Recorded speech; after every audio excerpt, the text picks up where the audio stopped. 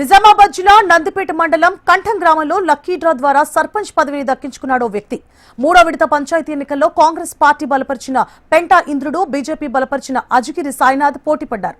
ఇద్దరికి సమానంగా 711 ఓట్లు పోలయ్యాయి. ముందుగా కౌంటింగ్ పూర్తయ్యేసరికి అజగిరి సాయినాథ్ కు ఒక్క ఓటుతో విజయం సాధించారు. దీంతో ఇంద్రుడు రీకౌంటింగ్ చేయాలని డిమాండ్ చేశాడు. అధికారులు తిరిగి రీకౌంటింగ్ జరిపారు. అయితే సాయినాథ్ కు ఎక్కువ వచ్చిన ఆ ఓటు తప్పుడు మడతతో 2 గుర్తులకు సిరామర్క ఉన్నట్లు గుర్తించి ఆ ఓటును రద్దు చేశారు. దీంతో ఇద్దరికి సమాన ఓట్లు వచ్చినట్లు నిర్ధారించారు. దీంతో సర్పంచ్ ఎన్నికను నిర్దేశించడానికి ఉన్నతాధికారులు ఆదేశాలతో లక్కీ డ్రా తీశారు. దీంతో లక్కీ డ్రాలో సర్పంచ్ పదవి మళ్లీ సాయినాథ్ ని వరించింది.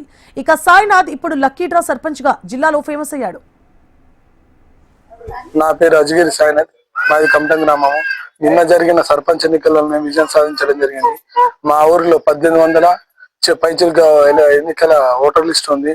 1469 మాత్రం పోలు కావడం జరిగింది. నోటాకి చెల్లని ఓట్లు తీసేస్తే ఇద్దరికి సమానంగా 711 ఓట్లు రావడం జరిగింది. అయితే పైన ఆఫీసర్ పై అధికారుల సందేశం ప్రకారం టాస్ ఎగిరేయడం జరిగింది. ఆ టాస్ లో నేను విజయం సాధించిన.